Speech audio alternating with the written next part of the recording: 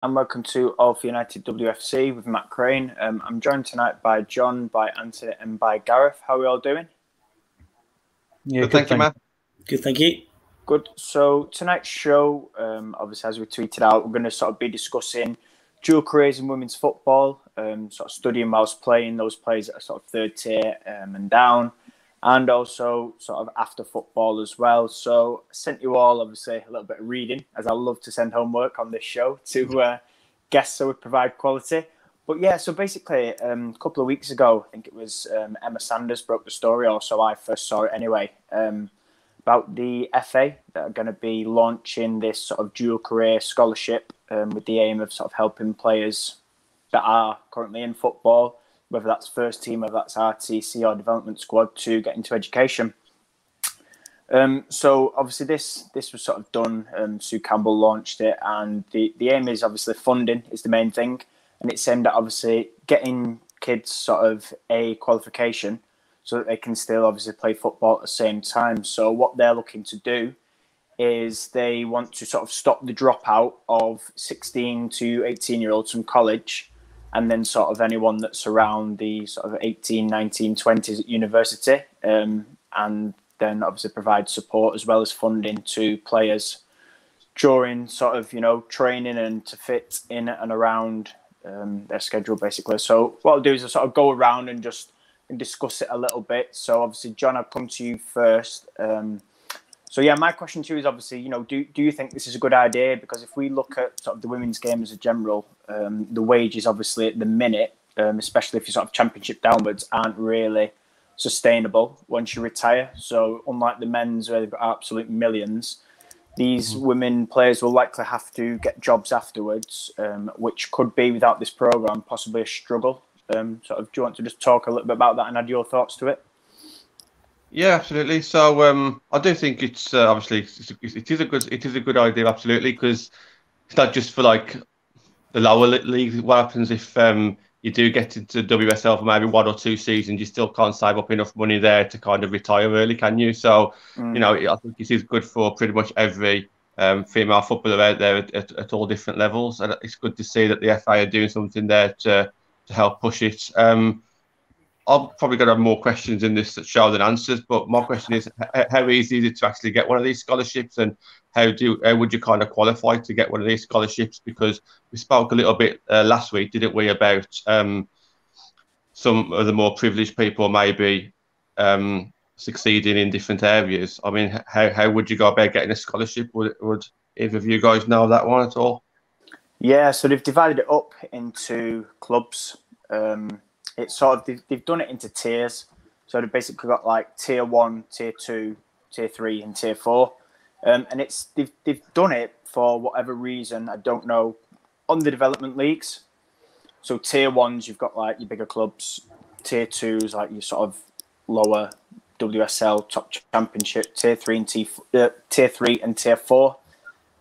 So again, that sort of, it's in a way down to the club to kind of enroll you on this scholarship, obviously if you're attached to a club.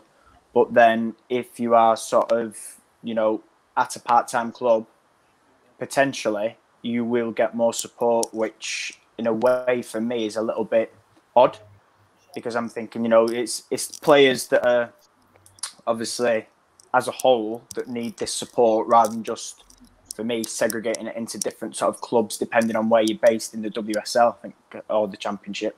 But for me, that's quite harsh. Gareth, I'm going to come to you as well, because something I've also read was sort of surrounding this education program is that they are kind of tailoring the program.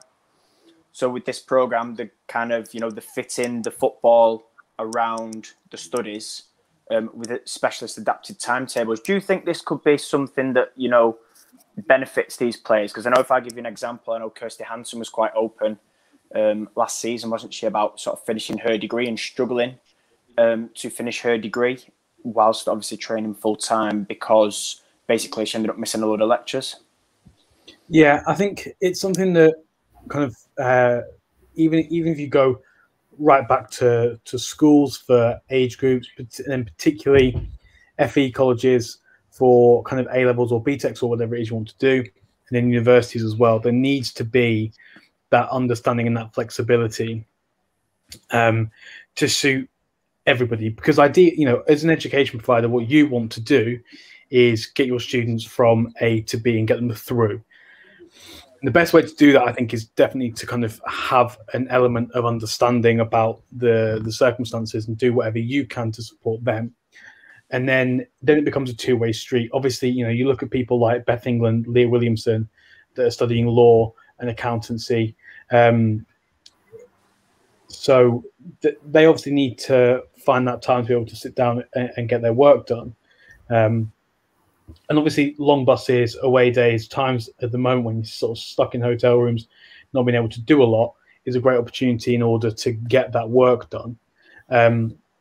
So the universities kind of need to understand that and understand that providing they meet the deadline and the quality of work is good enough, then there's no reason why there can't be that element of flexibility. I think university is definitely easier. There is more means of being able to record lectures, upload slides, and it is a lot more kind of lecture based. Whereas if you are kind of in college, then the teaching is quite different. Like teaching and lecturing are two very different things. So it could be more difficult in essence to catch up. And whilst at the moment there's a lot of online lessons, it will be difficult then to kind of do that double whammy of teaching and recording something. So it needs to have flexibility around timetable and providing as many resources as you can to them in order to do that, particularly the younger players and the devs. But then kind of at the same time, they need to be, and I think the clubs as well need to really be pushing the students to make sure they're meeting their deadlines, and the responsibility kind of, I think, needs to triangulate between the clubs, the colleges, and obviously the players as well. All three need to be willing to give and take and kind of go with whatever needs to go. And I think a lot of colleges are doing that, which is good to see. Yeah, that's just a quick one. You mentioned flexibility there, which is great. Hello, Vix, in the comments. Do you ever see any issues with other students not liking the fact that these professional footballers have got the flexibility and they haven't? Because obviously everyone's probably got their own issues away from college or uni. Do you ever see any like animosity between anyone because they've kind of got a bit more freedom? I don't know really. I imagine people that probably don't understand will have something to say, but then that's kind of the same all the way around. Yeah, but I'm not 100% sure. I think for me, John, just to kind of jump in on that point, because I have only known one instance when I was in school with a player and this happening. But I think it on the whole, most people or most sort of friends and people in that year group are quite supportive. I know, for example, when this player was taking GCSEs, it was during a World Cup year. And for me, it was like, there was none of this at the minute in terms of support for kind of taking exams, if you like. So it resulted in either a choice between exams and training. And what you tend to find was player was more obviously wanting to do the training than the exams. So I think now, obviously, with this program, they're sort of looking at, stopping really players going to America. I think that's the whole sort of idea behind it.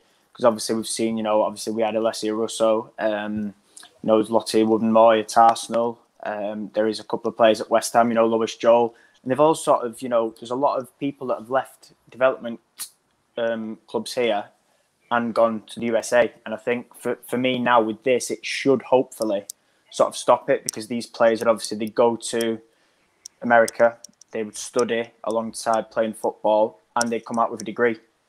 Whereas previously here, we didn't offer that. So I think for me, to sort of answer your question, sort of round it up there, I think in terms of that now, You know, there's definitely support there, I'd say, from friends, but sort of going forward now, it should get a little bit better.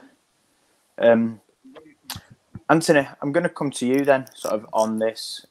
Again, you know, sort of touching on dual careers and things and sort of studying. Do you think, sort of just to touch on the point I made there, do you think that kind of these links with schools and colleges will help in terms of like tailored programs? Because like I say, obviously, the example I gave there about GCSEs resulted in, you know, the GCSEs having to be taken abroad.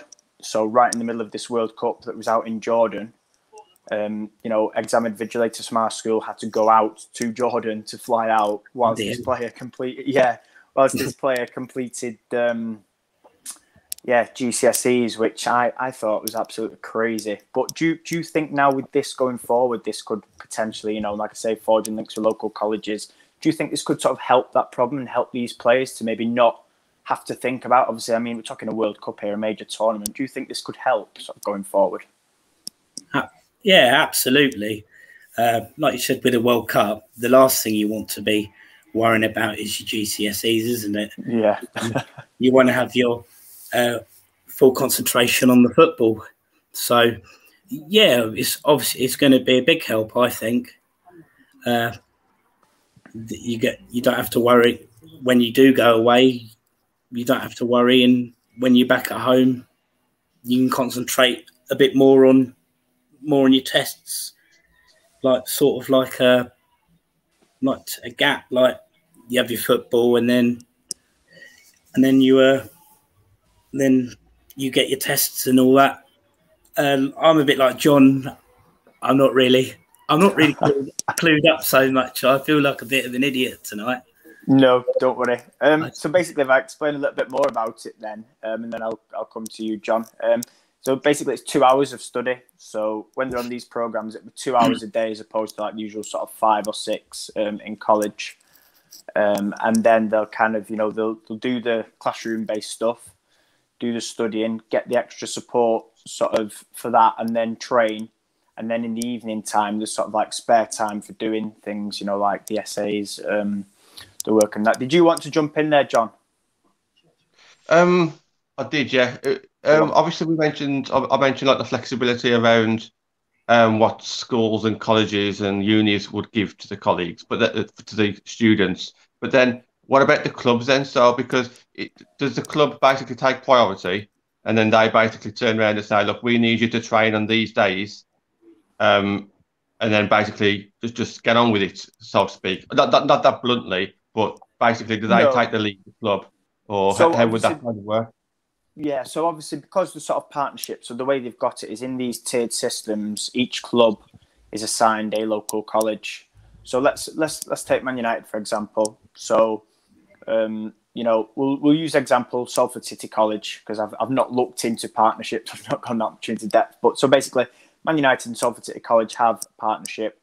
Man United send their player or players, so let's say they send all the development squad to there, and it's a link between the two. So obviously the idea is Man United will come and say, right, these 10 players, they want to study physiotherapy. These 10 players want to do business. These 10 want to do coaching.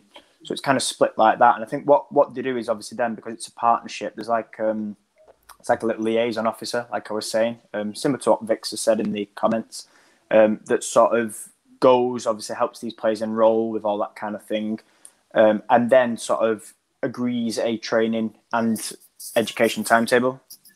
So the way it works is, like I said to Anthony before, you've got the 2 hours a day of education before then going back into training. So obviously what they do then is, let's say those 10 on physiotherapy, college may turn around and say to Man United, right, can we have them 9 till 11, Monday to Friday? Which if Man United, that suits, obviously then, you know, they'd go and say, right, yeah, perfect. And then we'll take training 12 o'clock till 3. It's usually how it works for the devs. The devs are usually afternoon training. I mean, obviously that can vary. So yeah, so it's obviously it's like that. It's kind of it's quite flexible, but it's like it's a joint collaboration. Yeah, I could understand that. Then that makes that does make a bit more sense. The fact that there's a partnership there and they are working together.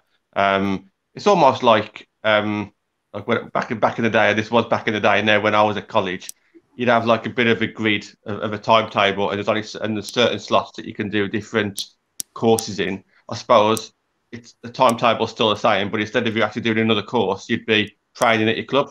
So you kind of fit in that way, wouldn't you? That's kind of the way I'm looking at it. So when the structure's there, it does seem like a very good thing. Yeah. Yeah, absolutely. So again, I'm just going to sort of come back to just before we kind of move on to the next part of the show. It talks about the main aim, like I mentioned earlier in the show, about sort of hitting that 15, 16-year-old age bracket.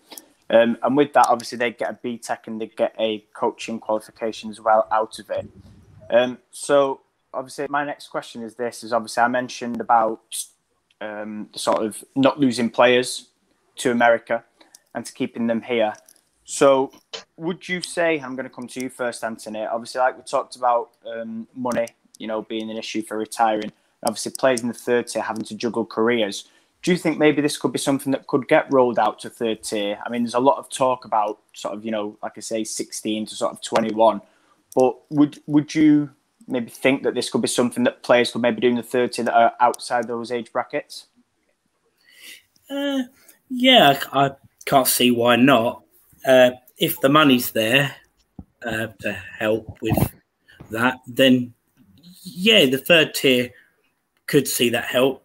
Like you said, with the money thing, it's all well documented. The women don't get nowhere near as much as the men, and so it's always going to be a money thing when you retire, or you could pick up a bad knock and have to retire or something. So you want to have that backdrop, so when you do have to retire, that you've got something there. I was thinking of something and I just lost it now. What was I going to say? I'll try and remember it. So no, you got that, but it will come back to me. I'm having an absolute mare. Right, whilst Anthony sorts himself out and remembers what day it is and that he's actually on a podcast.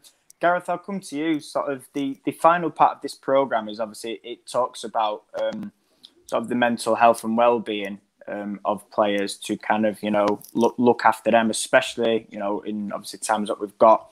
And it sort of talks about as well working with academies and sort of giving them what I should call it life skills. So not just academic and education wise. Would you sort of like to see this again, maybe offered higher up the scale? So there's a lot of talk about sort of 14 to 16-year-olds, but for me, I think you can learn life skills at any age.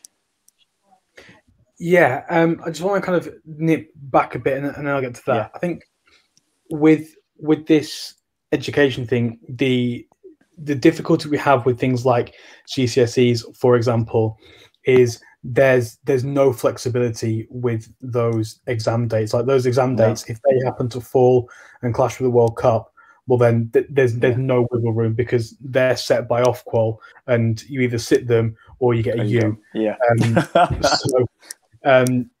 That's a difficulty, and I think if it's a tournament organised by the FA, then the FA should consider those exam dates and take that into account. Obviously, things like the World Cup, where it's FIFA, that's not going to happen, and so I think the FA need to be prepared to provide invigilators, and that if it's an under-17s World Cup, for example, then the vast majority of your players are going to be sitting some kind of exam. So the FA need to put the resources in place to take invigilators out there and sort that out. It shouldn't be down to the schools flying invigilators over. The good thing you have with BTEC is that, I mean, there are still some exam components which again won't have that flexibility, but assignments do. The deadline isn't flexible, but when you submit until that deadline is, and that's where that benefit of taking the BTEC for these kinds of players, doing things like sports science, physiotherapy, business studies, a lot of them do. So that kind of course is going to be much more beneficial. Can you just remind me what your question was about life skills, wasn't it? And whether that will benefit. Yeah, so they were sort of talking about, obviously, they were saying mental health was obviously part of the program as a general, but they were sort of saying that it was only really, from what I could read, age 14 to 16. So they were saying, a bit like Victor said there, we'll treat them about nutrition, we'll treat them about, can't even speak, sort of nutrition. They'll learn about sort of injuries, looking after themselves, things like that, just life skills in general. But it only seems to, from what I can see, be sort of 14 to 16-year-olds. Yeah, so I think there's probably going to be there's a difficulty as someone who's tried to teach 14 to 16-year-olds about certain life skills.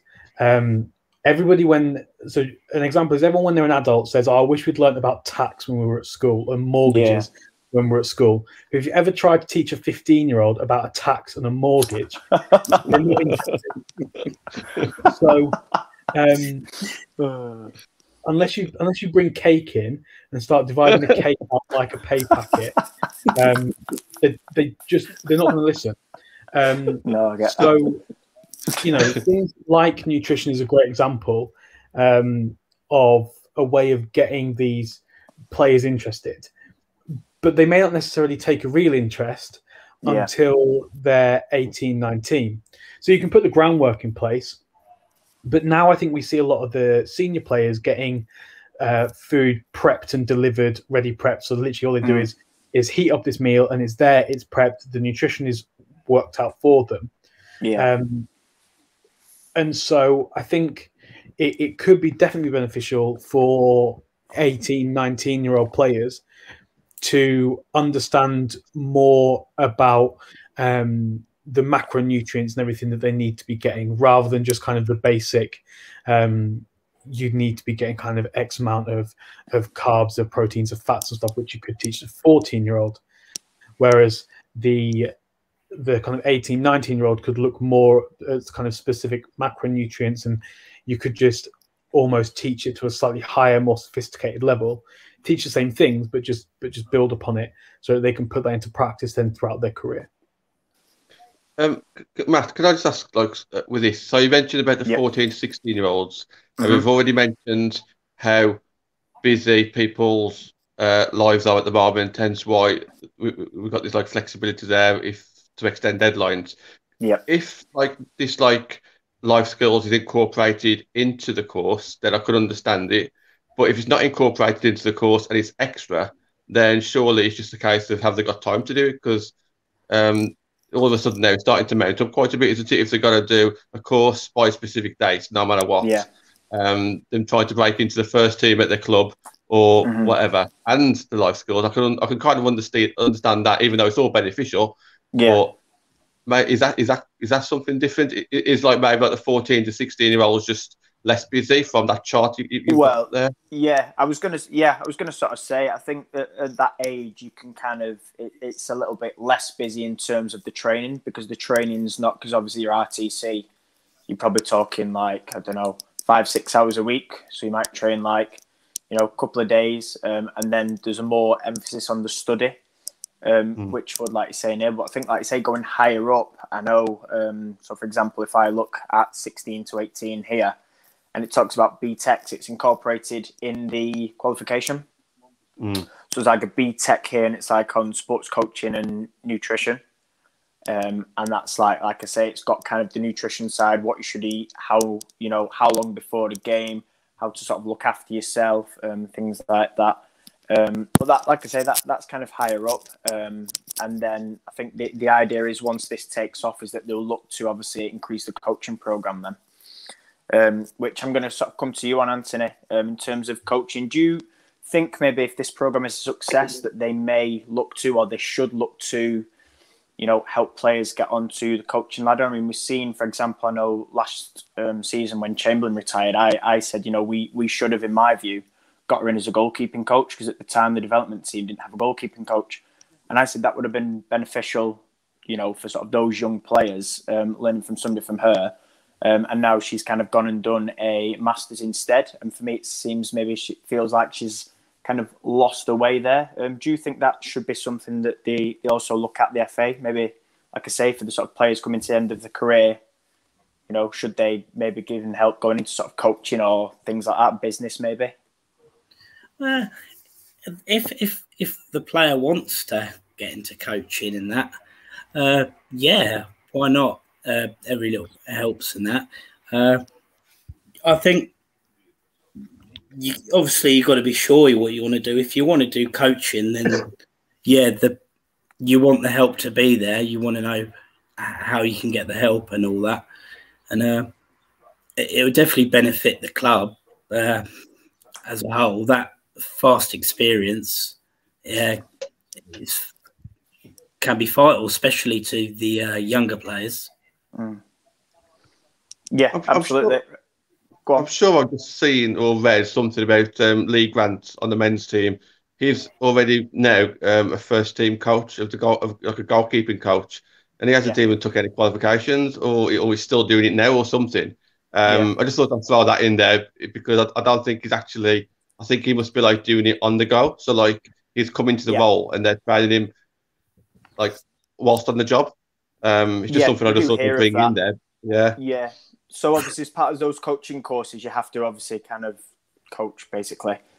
So what you'll do is obviously you do like the classroom section, and then you'll do the kind of what I call the out there doing section. So it's possible to learn on the job, which is why I was surprised that there's kind of so many players that just, I mean, we've seen, you know, if I go over the years, sort of likes of Kelly Smith, for example, you know, Rachel Yankee briefly did something at Bees. And for me, I know players have talked about like the cost of it, you know, to sit your way for B license. You know, you're talking anything from sort of 1,500 to 2,000. Your AFU is even more on your pro license. So I think for me, if it was something where they could help with funding for that, it would kind of, you know, make more sense going forward, really, just to keep people in the game, you know, sort of so they can give back as well, and sort of the FA gives back to them with that support and that finance. Going to move on then. So in this next half of the show, we're going to talk about the TV deal that came in, that was announced at midnight the other night, much to everyone's amusement. Phones are pinging away excitedly. So yeah, I'll come to you first, Gareth. Then obviously we've got £8 million TV deal. Sky have taken over from BT, and are running alongside BBC. Do you just want to sort of give your thoughts on that TV deal first? I think it's great. I think it's great that there is a commitment not only to have games kind of behind the paywall of Sky, but also to have more games on the BBC. That's great. I think on the face of it, you know, it looks fantastic. It's a win-win. There are concerns with regards to kickoff times. I know that there are kind of first, second, third, fourth preference, but 6:30 on a Friday night, if that's anywhere outside, like really an hour and a bit away from Lee, then I either can't go or I'm going to be late. If we're 6:30 away in London, that's it. I can't go. So that's a concern. If they look to kind of get local games in that time, so us against Everton or us against City, or even kind of at a push, Leicester, if when they come up, Birmingham, Villa, that is, I mean, I finish work at 4:30. It's going to be touch and go whether I get there, but still can. So if there is a commitment that they're going to try and keep those 6:30 Friday night games local, that's fine. Not really a concern. 11:30 on a Sunday or whichever day it was, I mean, you know, we'll just get up early and go. We've done it before. You know, we've been on the bus at 5. Yes, it may be slightly more difficult to get people there, but I imagine more people are going to want to get on a bus at 5:30 rather than a nice 4.5-hour journey at 5:30. So the kickoff times needs a bit of work. Yeah, unlucky, Ben. You're the one that's got to drive. So I think the kickoff times is a potential banana skin. You know, they're going to want the best games on TV, but also I think you want the product you're putting on TV to be good. And if you make it awkward for fans to get there, that's going to make a dodgy product. The other concern I have is, where are these games being broadcast? Is there a commitment that you're going to broadcast it on BBC Two, or are you going to kind of stick it on BBC Four? That's really awkward to find, or the red button. With Sky, whereabouts are you putting these games? Is it is it going to go on Sky Sports Premier League, for example, which is going to get a lot of people flicking through channels and see it's there? Or is it going to go on like Sky Sports Arena, on the same channel they put the basketball that gets a couple of thousand viewers or something? So yeah, generally I think it's good. I think it's unquestionably a positive for the game. But what they do now with it will determine whether it's good or fantastic. Yeah, I think just reading here now, I can probably answer a couple of them bits you talked about there. It says 35 will be shown on Sky Sports Football and Sky Sports Premier League channels. The remaining ones will be shown on Sky One and Sky Sports Mix. BBC says BBC One and BBC Two. So obviously something we talked about a few weeks ago. Is the cop out, because it's kind of the free channel that they have that they just put kind of any old rubbish on. So it'll be interesting to see how many get kind of just lumped on there. I imagine there will be kind of ones where there is something bigger happening.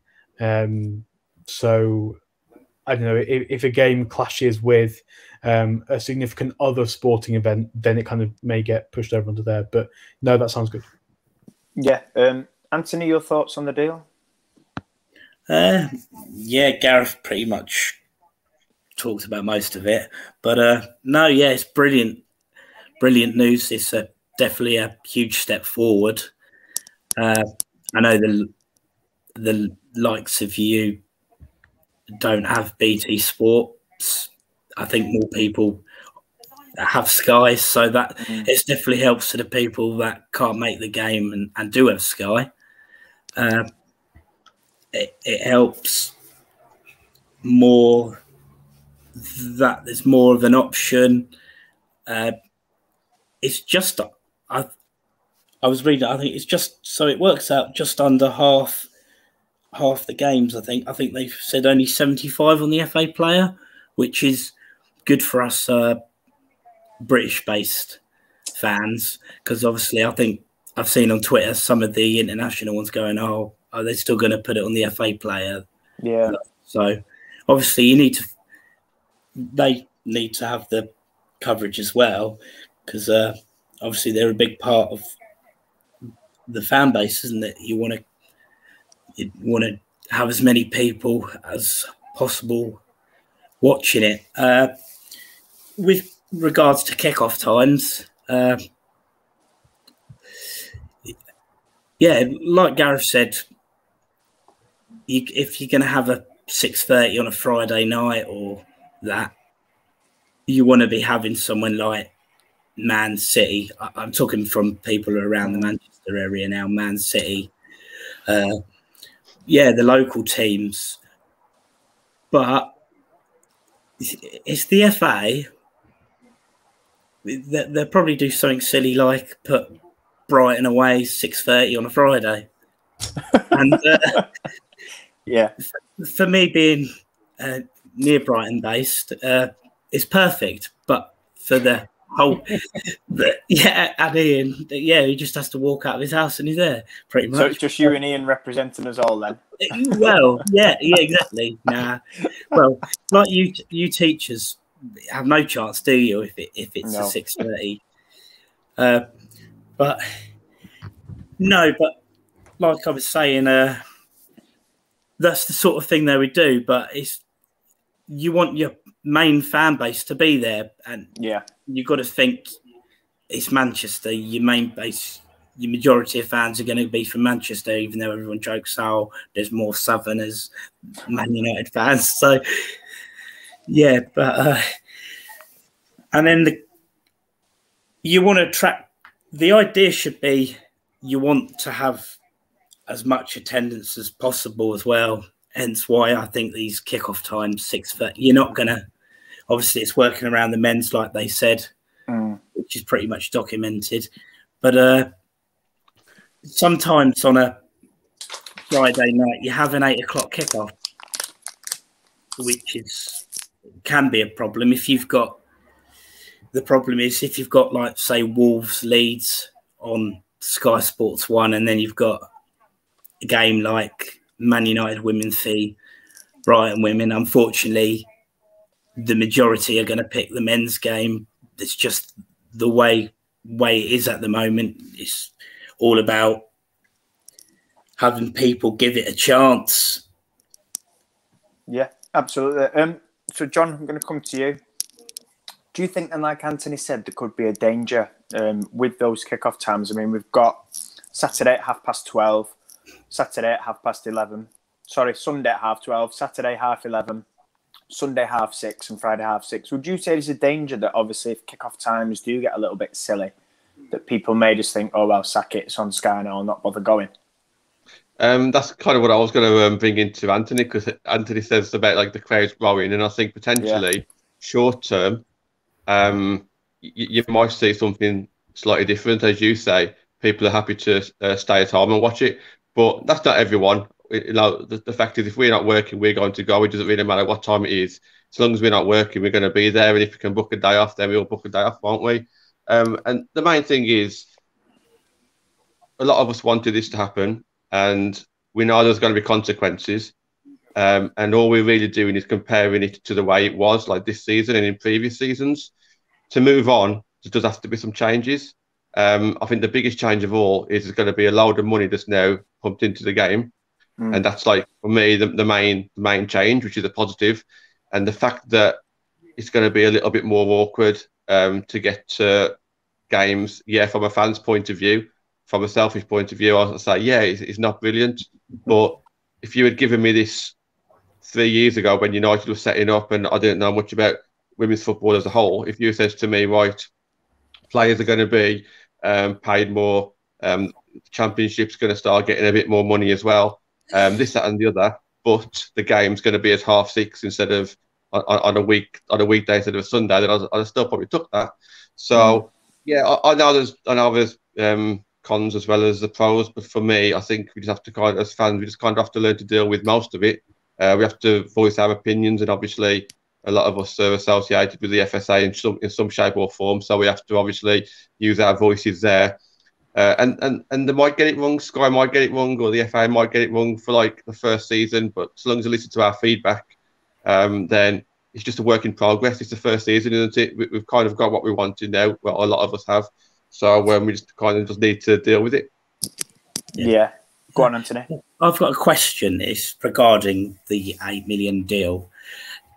Can you see, with the money that they're going to put into the game, what do you think Sky will take on, like, refereeing? If you're going to have a women's game and the referee's given a penalty for something that's hit the head, what do you think?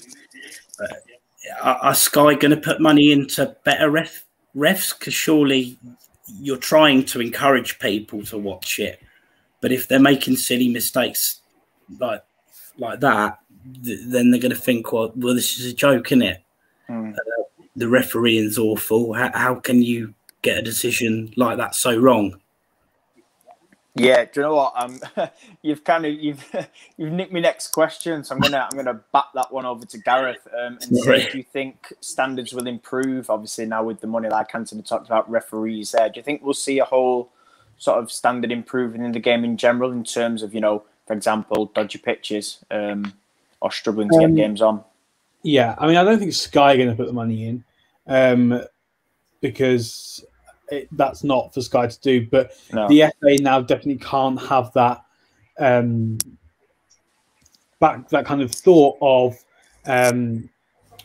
oh well, the money's not there in order to go with it. I think what we'll probably see first, potentially, is you see a handful of full-time referees come through, and so maybe kind of full-time referees and part-time assistants or something, a mixed match between the two. I don't think they're straight away going to go from being sort of part-time to full-time. I don't think we're going to see a switch overnight. But yeah, I think definitely with the TV deal sort of more, a lot more significant than before, then the money is going to be there in order to do that. I think with regards to pitches, it depends how much of that 8 million goes direct to the clubs.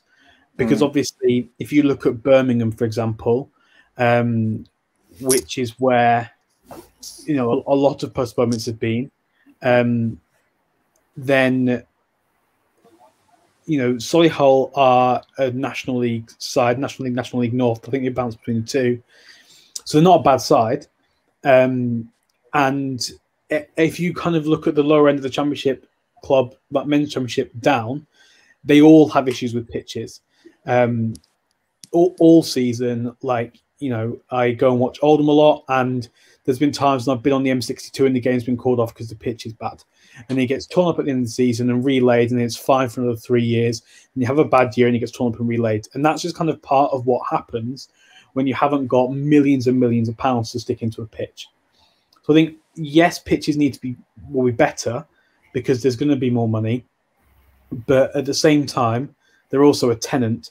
And so it's not just Birmingham's responsibility to put that money in. Someone needs to come from Solihull who necessarily won't have that same money. So I think that's confusing, but I think it will still improve to the point where we're guaranteed to get all the games on every week, possibly not.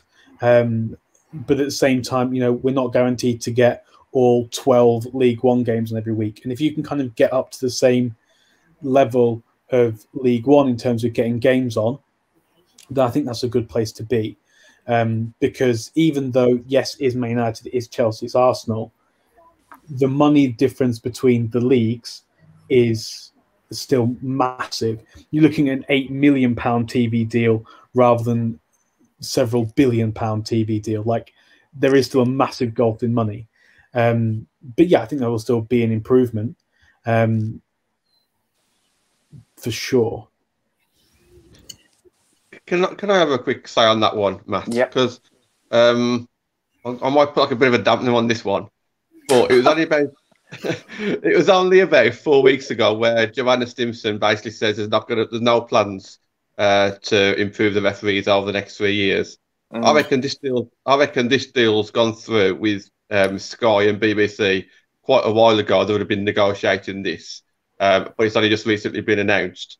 So I can't see, regarding the referee side of it, things changing in their plans too much. Even if there's loads of dodgy decisions, I don't think Sky will necessarily be embarrassed by it. I think the Sky will basically have another talking point to talk about, and they'll kind of make the WSL and the FA look embarrassed. Whereas the pitches, that's different, because if the games don't even go on, then Sky's letting their customers down. Yeah. So I can see the pitch side of things, Sky getting involved in quite quickly. As for the FAs and the standard of refereeing, yeah, they wanted to improve, but will they actually actively do anything about it? Probably not for the first season or two. That's just one way of looking at it, at least. Yeah, I agree. I think it's going to take time. Obviously, it's going to be the first season next year with this TV deal, and I think we sort of touched on kickoff times and supporter feedback. I think it's like you say. It's probably a bad thing to say, but you're probably possibly at least expecting maybe a couple of issues. Like you say, it might get to the point where games called off. But I think with Sky now involved, I think they'll push for that early.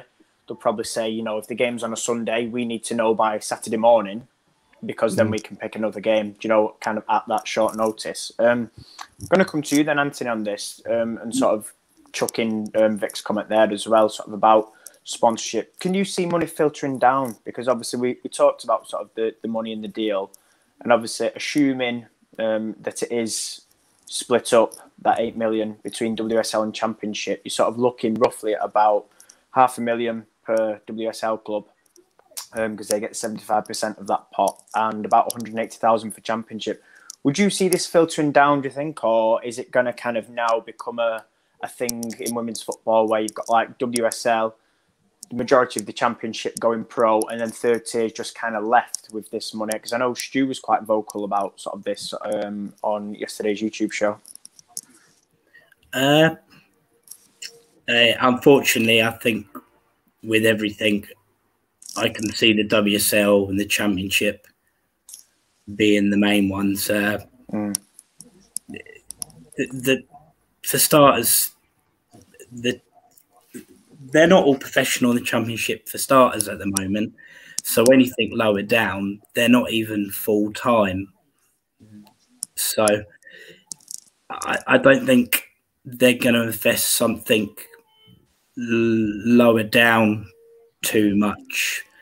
Like maybe in the long run, they could do something like BT. They have conference level football. Maybe they could strike a deal.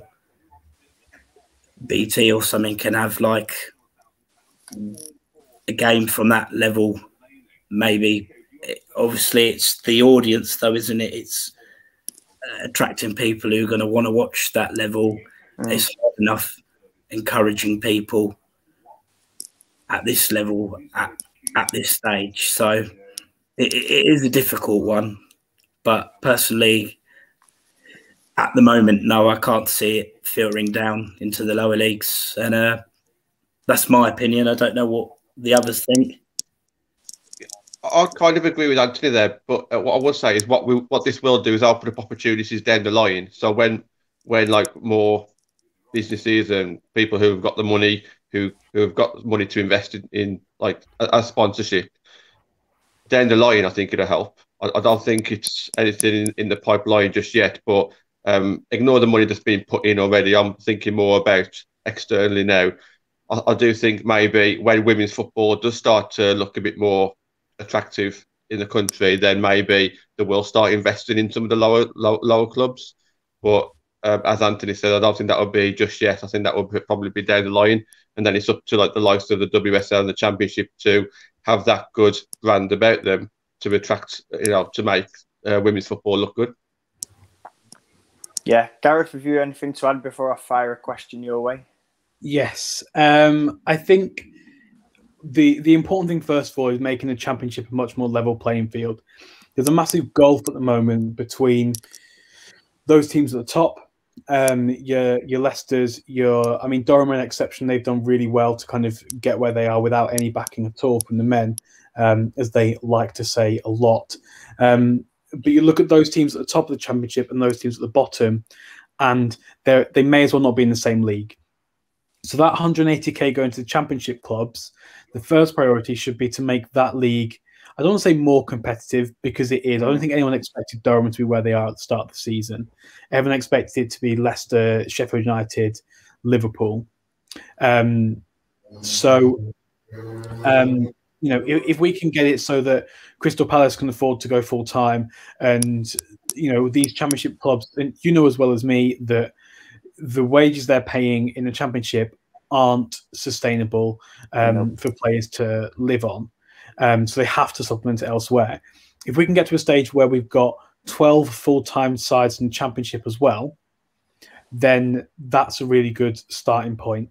And then we can look at making sure that what doesn't happen, and I think this needs to be the first thing we look at, is let's say Sunderland or Burnley get promoted. They've just gone full-time. Burnley get promoted into the Championship. We need to make sure that the Championship isn't that kind of level where Burnley go up and then come straight back down. We don't want to see kind of the Championship just becoming a yo-yo league where one team will go down and then come straight back up, and a team that's gone up before will just go back down again. So you want to make sure that Sunderland, Burnley, Leeds, Watford, if they get promoted, that there is that financial basis for them to be able to compete. You want it to be competitive. You don't want it to be 11 strong teams and then the promoted side. I think that is what we need to be careful of.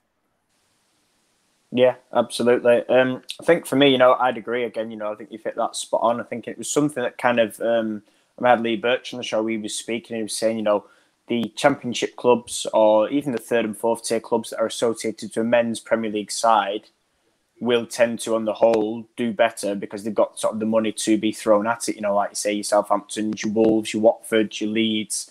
I think, like you say, you know, I think the Championship for me is the next big step. Definitely in terms of restructuring it. I think 2 up, 2 down needs to be done.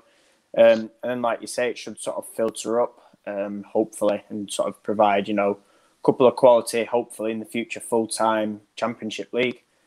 John, I'm going to come back to this here, and I know we don't sort of talk, don't like sort of talking too much about refs because it becomes sort of too much slating. But in terms of sponsorship for referees, and this got me thinking the other day, the Championship in the 3rd tier actually isn't sponsored as well. So obviously, whilst we've got a TV deal for WSL, and obviously it's sponsored by Barclays, could this maybe be a way forward in terms of increasing not just quality, but again, sort of things for, you know, maybe those Championship teams that are lower down, you know, Gareth highlighted Palace. In terms of getting a sponsorship, you know, a sponsorship for the Championship in the 3rd tier could be massive, as well as obviously helping to sort of train better referees. Yeah, I think it's definitely there, isn't it? It's kind of like what I touched on earlier a few minutes ago. The opportunity's there now. This has got the ball rolling for, you know, what's happening now. It's got the ball rolling. It's up to the clubs now and the FA to actually roll with it and make it something that other people want to start backing. So obviously Sky's got behind it, put some money in. It's now up to other companies to see this product or this brand to actually think, okay, there is some money in this, there is some scope here. You know, but it's up to the clubs to actually win them over, I guess. And obviously the clubs need the FA's help, and it goes around in a circle, doesn't it, I guess. But I think for me, there is definitely scope there. But like I say, I can't see it happening just yet. But it's small steps, isn't it? And this is the first step now. So I do definitely think that there is some room there. I do. And I think it's going to be really good to see. I just don't think it'll move as quick as maybe some of the clubs needed to move or wanted to move. But I do think it'll get there, yeah. Yeah. Going to round up then, sort of, before we go as well. Yeah, Anthony, I'm going to come to you sort of on this final point, because I know a few weeks ago when we all sort of had a bit of a chat, and in my case, is a rant and a rave on sort of TV and accessibility. You mentioned, didn't you, about sort of a build-up to games, pre-match, post-match, half-time.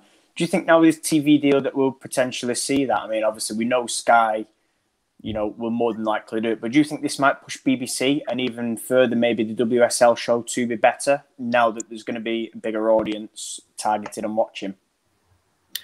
I'd like to hope so. I don't think it, like John says, I don't think stuff like this will happen overnight, but there is the potential there.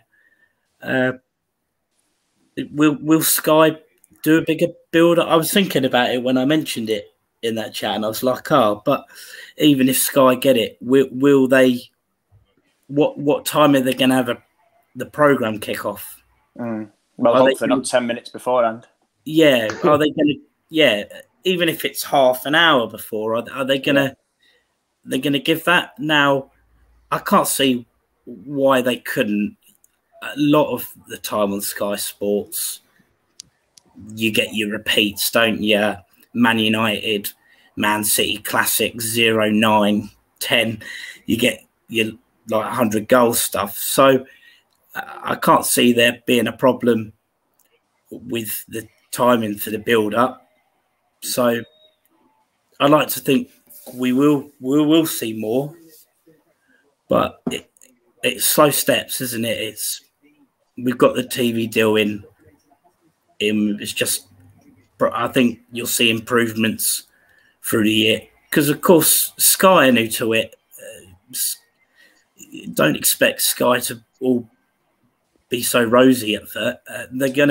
There's probably gonna be some things we're not going to be happy about, but it's just about learning, isn't it? I think Sky as a whole is definitely a big, and I think as the season progresses, Sky will get better. Yeah, absolutely. Go on, John. I was going to say I'm excited about it. I am, because I do think that they'll do a decent job. I know, like, the they'll need a lot of help, obviously. But I do think that I'll have presenters there that will know what I'm talking about. I think the graphics will be really good. I think they'll pull on the show. They want the best for one day. So yeah, I know there's going to be a few negatives that we touched on at the start of the show, but I think they'll do okay with it. I really do. I mean, I think it is a little bit bold to assume they're going to have pundits that know what they're talking about when the men just wheel out Jamie Redknapp and Graham Souness every week. So, you know, I think. Well, that's what I was. Sorry, guys, because I did mention that on my podcast yesterday, and I did say it's really important. No, yeah, I mentioned it on my podcast and also on Twitter. It's really important that they get people who actually know the game, who's either played the game or managed the game or something, and not just get good presenters who don't actually know what they're on about. It is really important that they get the right people. But sorry, just to cut you off there. You carry on, Gareth. No, I was just going to say the punditry on BT when they had the pundits there was good. Like the discussion they had was good. Sky can take it to that next level. I think, you know, when BT ran a full program, it was great. Like Anthony said, the issue is when they kind of start it at 12:20, kickoff is afterwards, and you've literally got enough time to run through the teams. So yeah, no, I'm optimistic that they'll do well. You know, I think Alex Scott would be a kind of great person to front this and lead it up. And yeah, her and Karen Carney could do a great job of kind of pushing this forward. So yeah, it is exciting. It is good to see. Going back to on the pundit subject, it's well documented. There's women more inside the man's game now, getting their opinion. That can we see the opposite happening with them? Can we see the men footballers, like example Roy Keane, Gary Neville? Over time, do you think they would want to do punditry on that? Is that something we could see? You reckon we could see in the future, or do you not think? I think for me, I don't see why not. I mean, it comes down to sort of, for me, again, sort of the best person for the job. It's kind of like the argument about where they talk about coaching, you know, drop male, female. And again, for me, it doesn't matter. I think as long as you're the best person for the job, you know, and you've got the knowledge or you're willing to learn, you know, let's not forget that, you know, some of the male pundits may not know much about women's football, which, you know, is absolutely fine. But I think for me, as long as he's the best person for the job, you know, that's a good point there. Ian Wright has been, I think, that might have been new this season, been involved with Player of the Month, and he does little videos. Could be possible. For me, I'd love to see Carragher, because at least we can boo him then, just for that reason alone. But I know sort of on the Monday Night Football sometimes as well, I know when Alex Scott's been on that and sort of she has discussed it with sort of the likes of Carragher and Michael Richards. So for me, again, you know, it may be something you see, but I think, you know, just to kind of bring this little bit in there, I think we've got to get rid of things like that. You know, these mad mistakes where players have left yonks ago, like 3-4 months ago, and they're still getting put up. But I think, you know, I'd be all for, you know, any pundits as long as it's not Souness, because the geezer just drives me insane. I'll pass you over to the other two and sort of see what they want to add in. I would like to see Roy Keane. That'd be interesting. I think it's going to depend, isn't it? It's going to depend on scheduling. And it's going to come down to scheduling. It's going to come down to how many people watch things. If you've got a men's game on at 5:30, you're not going to have Gary Neville and Roy Keane at the women's game at 11:30. And the reason for that is simply going to be that more people are going to watch the men's game, and that's just the way it is. So, you know, but if there's no Friday game on, and you know they don't have a game on Saturday lunchtime, then there's no reason why they can't be on that Friday show. So I think that's going to kind of be what it comes down to.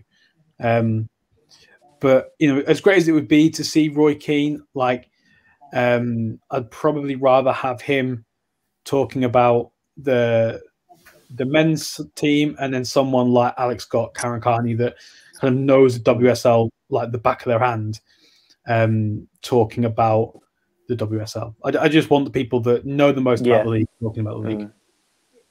Yeah. Could you imagine Roy Keane, though, on a incident like the Katie Zellum handball? Or the Dubai incident. Yeah. Oh, John, have you got final thoughts before I wrap this? Yeah, pretty much just what Gareth said. I know football's football, and you can all make comment on, like, if you can all make comment on it. It doesn't matter what like level it is or gender it is, but you've still got to have a little bit of an insight into the players to actually do a good job on it. And I think it might take some of the pundits that we already know a season to maybe learn everyone's name, club, position, learn the history a little bit. Whereas the likes of Alex Scott and people who have been involved in women's football, they can speak more freely about it, and I think they would possibly do a better job at the start. But going into it, like 2 or 3 seasons down the line, maybe the other pundits will start looking at it, and then once they've got a little bit of knowledge, the presenting skills will already be there. They just need to have that bit of confidence to speak about them in front of the camera, because they've got a bit to lose as well. What happens if they make a mistake and say something that's wrong? They'll have millions of people watching him and jumping on him saying they don't even know the name. So I think it's a big risk for them, to be honest, at the start, if they don't know anything about it. If they do know something, then brilliant, yeah. Yeah. I think you can probably see, from my point of view, you may get them sort of on co-coms, so not the commentating, rather than presenting, and like you say, they might give them a year. But for me, it'd be great. I think for me personally, if we could bring back some of the, I call like the legends, get your likes of Kelly Smith on, give Chamberlain a go as well. Open it up whoever, Rachel Yankee. But like you say, I think that is important to get the people, involved that do know it from the start, because then it just helps in terms of the product and the transition. We've completed our I can't even speak, our 60-minute show. Thanks, obviously, to the three of you for joining me again. It's a pleasure as always. We are back Thursday, aren't we, John? Thursday, 7:30 on YouTube, with sort of a general roundup discussion and various topics. Saturday, as usual as well, we'll have, although an earlier time because of the daft kickoff at 11:30, we'll have the pre-match analysis for West Ham live at Old Trafford. Well, we're not live at Old Trafford, but the game's live at Old Trafford, and half-time show as well. And then Saturday evening, myself and Ben are back with our Saturday Night Live, 8 p.m. Socials as well. We're all on screen there. So I've got mine. We've got John, Anthony and Gareth. And again, as always, give us a follow. Make sure you follow All for United. Make sure you are subscribed to the YouTube. Thanks once again, guys. And thanks for everyone for watching and jumping in the comments. And we will see you on Thursday. Thank you.